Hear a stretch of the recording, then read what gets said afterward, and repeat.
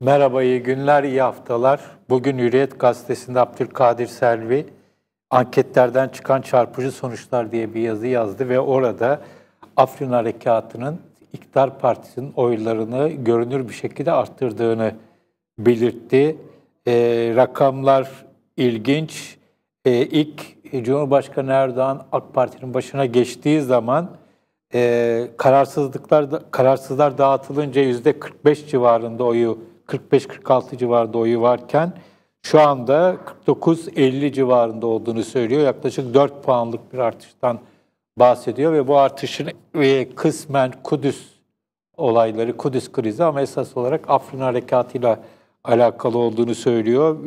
İlginç bir iddiada MHP'nin istikrarı yakalamış bir şekilde %10'un üzerinde göründüğünü söylüyor. HDP'yi de %10 civarında söyleyip CHP'nin 22-23'e gerilediğini söylüyor. Şimdi bu rakamlar, bir de İyi Parti'yi de söyleyelim, 6-6,5. Bunlar ne derece doğrudur bilemeyiz. Anketlerin neyin anketi olduğunu da belirtmiyor. Tabii böyle de bir husus var. Şu kuruluşun, bu kuruluşun şu tarihlerde şu kadar kişiyle yaptığı diye söylenmeyen bir anket, bu anlamıyla çok tatminkar değil. Hiç tatminkar değil aslında.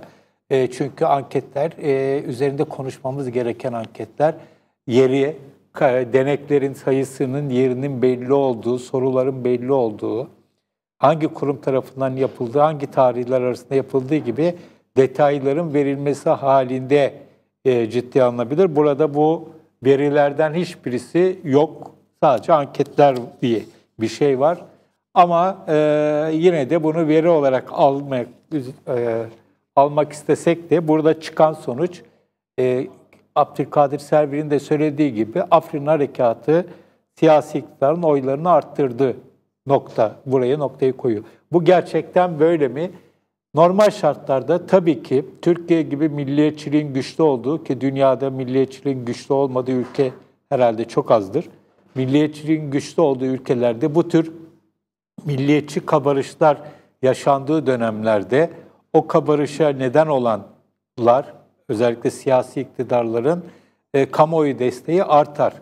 Ve burada da Afrin Harekatı gibi bir harekatla beraber bunun artmış olması aslında ilk akla gelen şey. Nitekim harekatın çok öncesinde AKP'nin ve Tayyip Erdoğan'ın krizinden bahsettiğimizde, popülaritesinin azalma ihtimalinden bahsettiğimizde hep akılda bir opsiyon olarak, seçenek olarak Suriye'ye bir askeri müdahale seçeneği vardı. Yani bu nasıl çevrilebilir? Ekonomide çok büyük bir mucize yaratmak, ki bu çok mümkün gözükmüyor. O en kolay, ilk akla gelenlerden birisi Suriye'de askeri bir harekat. Suriye'de askeri bir harekatın iki gerekçesi olabilirdi.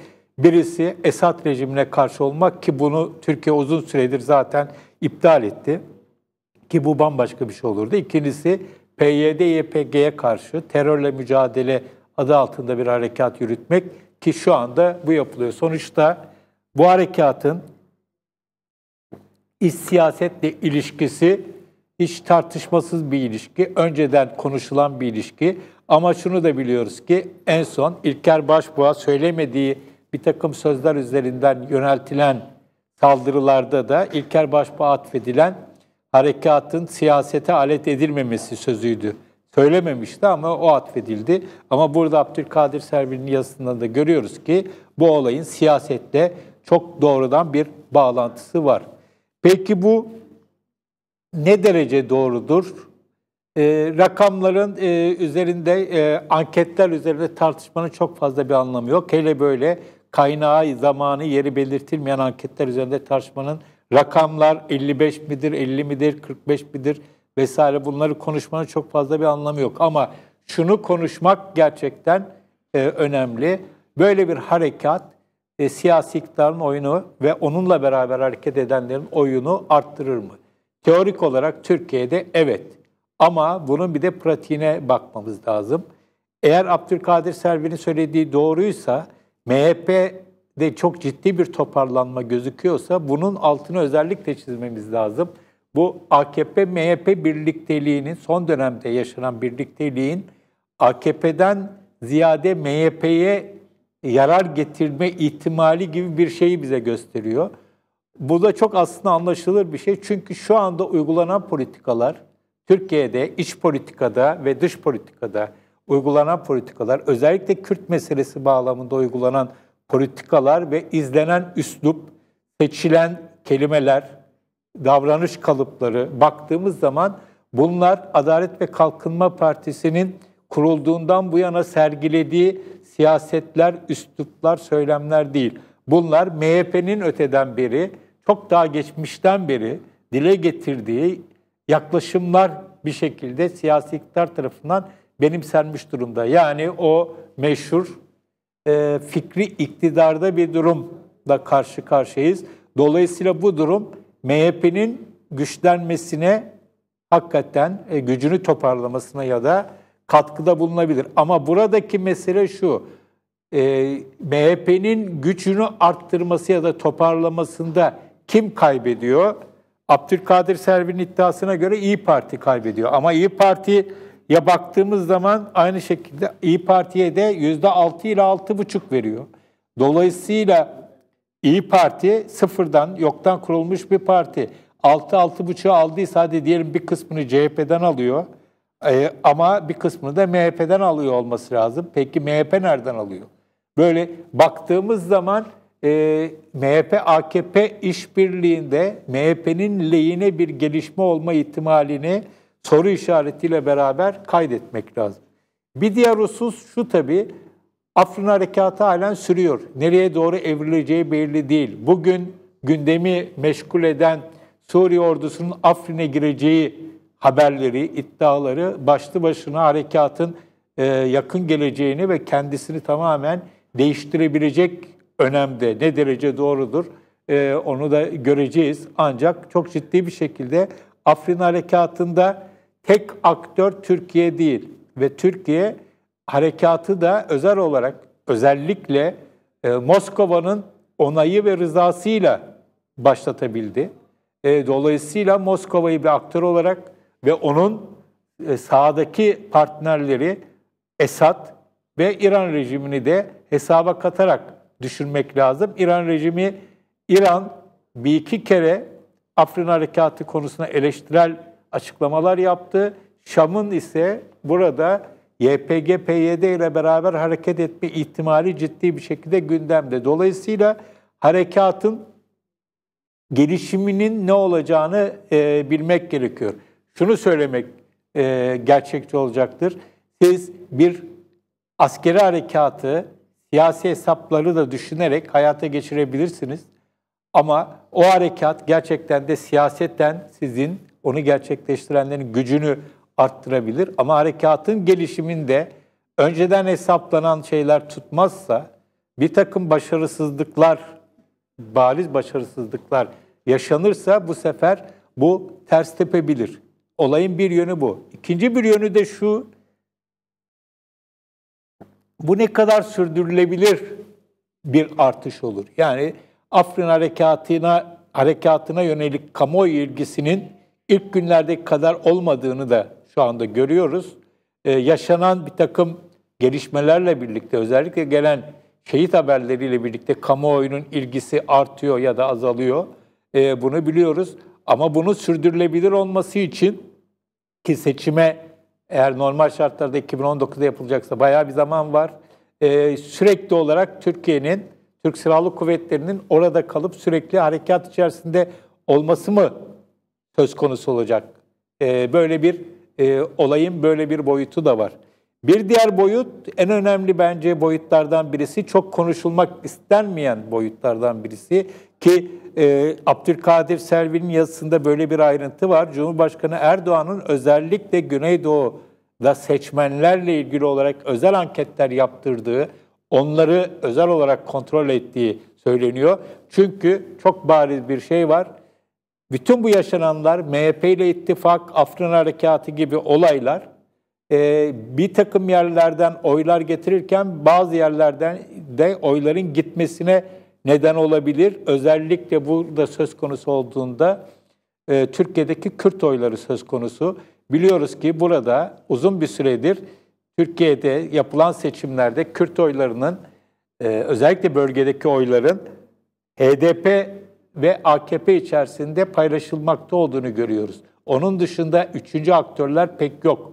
Belki büyük şehirlerde kısmen merkez sol bir ölçüde alıyor olabilir ama esas olarak AKP'nin ve HDP'nin paylaştığı oylar var ve bu yaşanan gelişmelerin ışığında her ne kadar çok ciddi baskı altında olsa da HDP'nin buradaki kitle tabanının, oy tabanının daha da genişlemekte olacağını varsayabiliriz. Nitekim şu ana kadar yapılan bütün kamuoyu yoklamaları üzerine yapılan değerlendirmelerin hemen hemen hepsinde HDP'nin %10 civarında olduğu, baraj sorununun pek olmadığı yolunda yorumlar yapılıyor.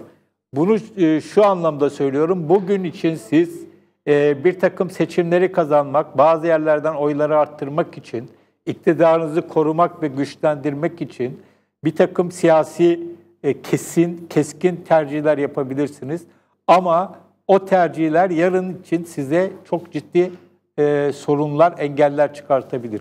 Türkiye gibi bir ülkede Kürt sorununu çözme iddiası kalmayan bir iktidarın uzun süreli bir şekilde Türkiye'yi istikrarlı bir şekilde yönetme imkanı olduğunu düşünmüyorum.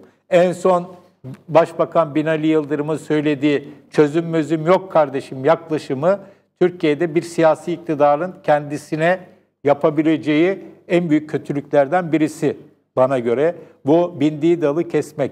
Adalet ve Kalkınma Partisi'nin en güçlü olduğu, en kendinden olduğu dönemler Türkiye'de Kürt sorununu barışçıl bir şekilde, kesin bir şekilde, kalıcı bir şekilde çözebilme ihtimalinin olduğu dönemlerdi. Ondan fazlasıyla uzaklaşmış bir Adalet ve Kalkınma Partisi ve Cumhurbaşkanı Erdoğan var. Dolayısıyla şu ya da bu harekatta bu oylar kısa vadede artıyor olabilir ama bu oylarla gelen iktidar sizin bu ülkeyi tek başına yönetmenizi, istikrarlı bir şekilde yönetmenize imkan sağlamaz. Böyle bir riski de ayrıca vurgulamak lazım.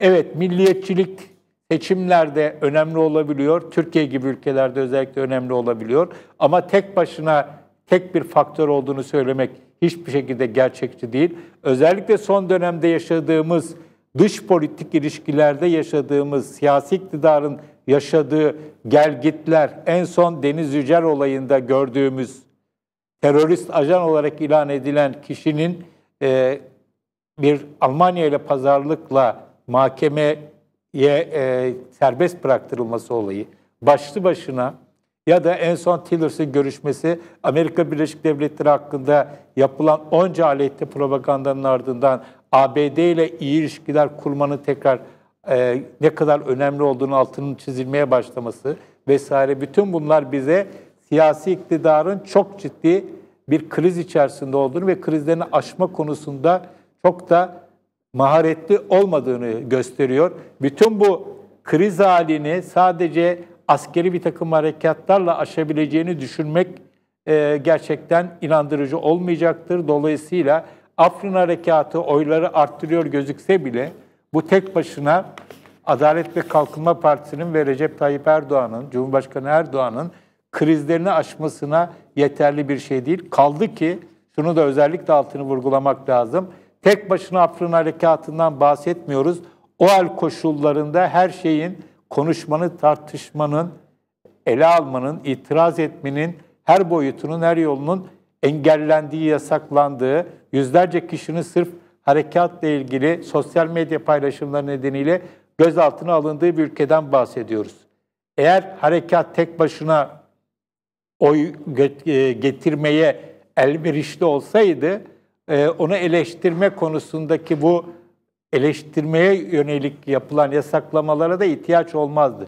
Dolayısıyla tek başına askeri harekatlar bu tür milliyetçi kabarışların kamuoyunun desteğini almakta yeterli olduğu varsayımının çok doğru olduğunu sanmıyorum. Ancak bu temel hak ve özgürlüklerin, ifade özgürlüğünün olmadığı ortamlarda belki bir süre işe yarayabilir. Şu anda içinden geçtiğimiz sürede o süre olabilir ama bunun yarınında aynen böyle kalacağını teminatının olduğunu sanmıyorum. Evet, söyleyeceklerim bu kadar. İyi günler.